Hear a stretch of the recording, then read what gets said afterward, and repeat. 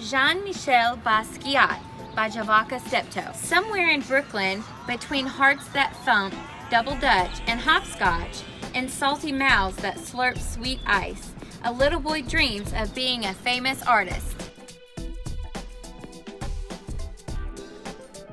In his house, you can tell a serious artist dwells, as he sits at a table with pencils scattered everywhere. Jean-Michel draws from morning until night, with a serious face amid a storm of papers. He refuses to sleep until he has created a masterpiece. At night, images enchant Jean-Michel's mind, and he wakes from his dreams to add one more line. His drawings are not neat or clean, nor does he color inside the lines. They are sloppy, ugly, and sometimes weird, but somehow still beautiful.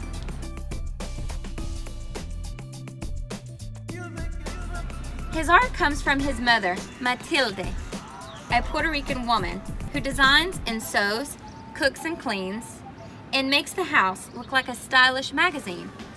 But most important, she lies on the floor and draws with Jean-Michel on his father's old work papers. From her, he learns that art is not only in the poetry books that she reads to him, or in the theaters and museums they visit. Art is the street games of little children, in our style and the words that we speak. It is how the messy patchwork of the city creates new meaning for ordinary things.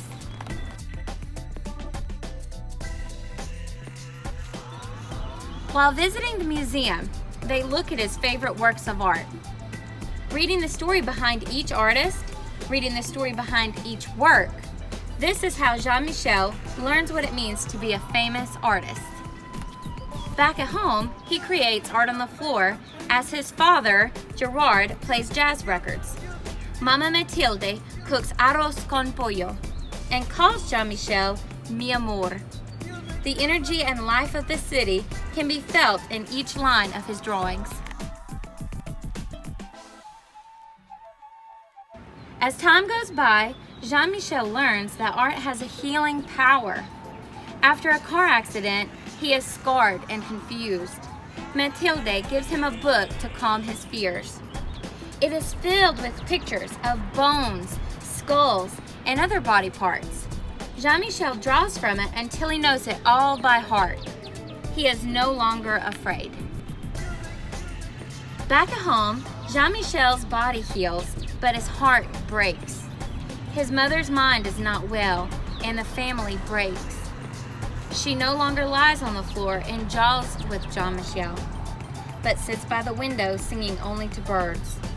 Jean-Michel is confused and filled with the terrible blues when Matilde can no longer live at home. He tries drawing the terrible out of his blues, but things are not the same. As Jean-Michel grows older, he visits his mother when he can, always bringing his artwork to show, telling her that one day it will be in a museum when I am a famous artist.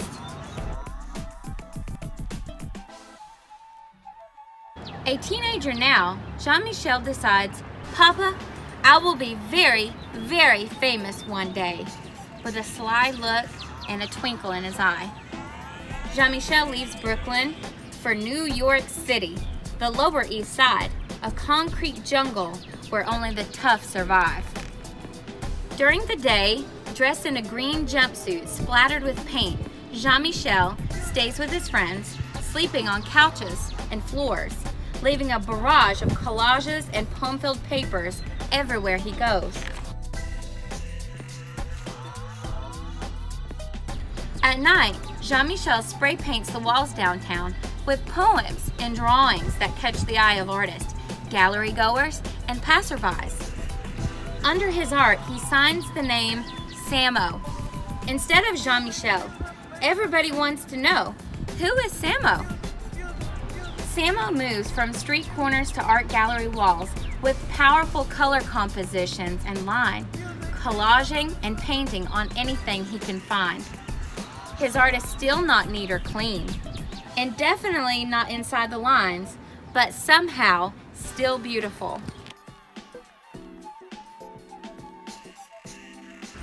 With his magical charm, Jean-Michel draws a crowd, but when it's time to work, he prefers to be alone, with the radio and TV on full blast.